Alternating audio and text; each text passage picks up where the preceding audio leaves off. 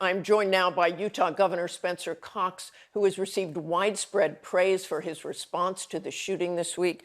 Governor, it has been a horrific week. We thank you for your time. I know you heard that report by Matt Gutman and this latest reporting in the New York Times that some of the suspects' acquaintances were allegedly talking to him online and joking and thought they recognized him from those early photos. Can you tell us anything about that this morning or anything further on the investigation? Well, all we can confirm is that those conversations definitely were happening, and they did not believe it was actually him. It was all joking until he until he admitted that it actually was him. And anything new on the investigation? You say he admitted that, confessed? No, not again. He has not confessed to authorities. He is not cooperating. But all the people around him are cooperating, and I think that's very important.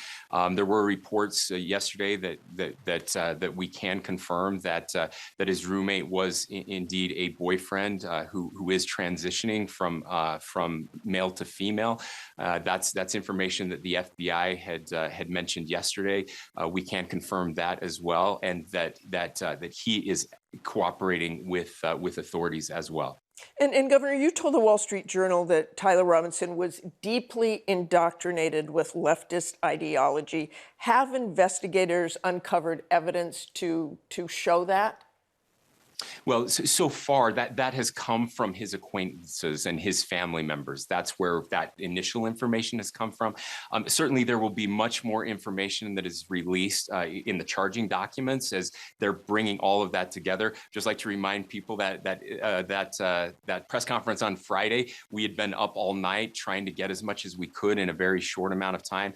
We're collecting much more, including forensic evidence that is coming back from Quantico that will help us tie the shooter to the weapon and everything else. So that's all being processed right now, and there will be much more information on Tuesday when that document is filed with the courts.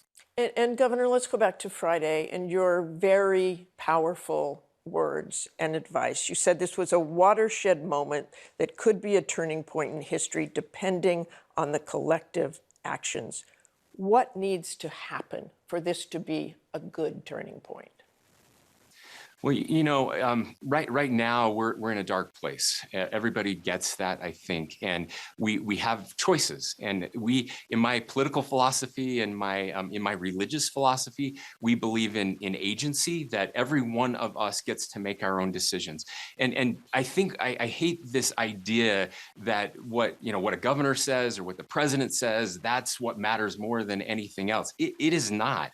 And if we're waiting for a president or a governor of Utah or anywhere else to get us out of this mess, that's just never going to happen. And so every one of us has to make a decision. Are we going to hate our neighbor? Are we going to hate the other side? Are we going to return violence with violence?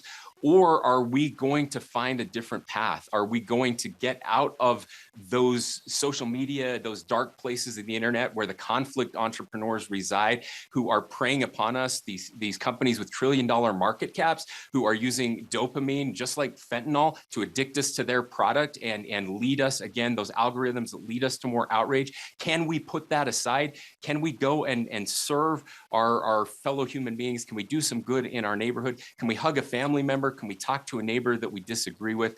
That's up to us, and that's the only way out of this. There is nothing else we can do to solve this dark chapter in our history. And Governor, again, powerful words, but you got a phone call from President Trump right after you spoke on Friday. What did he say?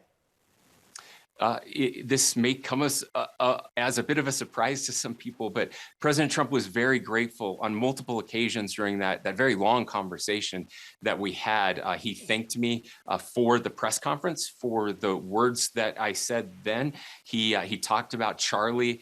He had said publicly that he endorsed Charlie's stance on nonviolence, and that we need more of that. And so I was very grateful for the president's call. To be honest, Martha, I don't don't do a lot of national media anymore, and it was the encouragement of the White House that I'm even on this program this morning. Did he warn you that this type of violence could affect you? Yeah, he did. I mean, this is a very dark conversation, but he, of course, was almost assassinated, a fraction of an inch away from having this very thing happen to him, and that's what we talked about.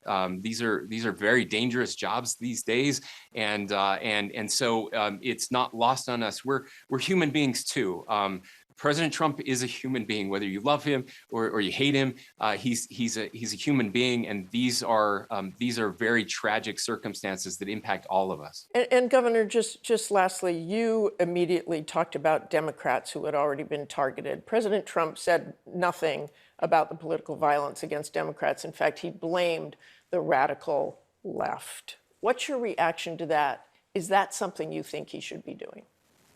Well, look, President Trump is very angry, and Charlie is his close personal friend.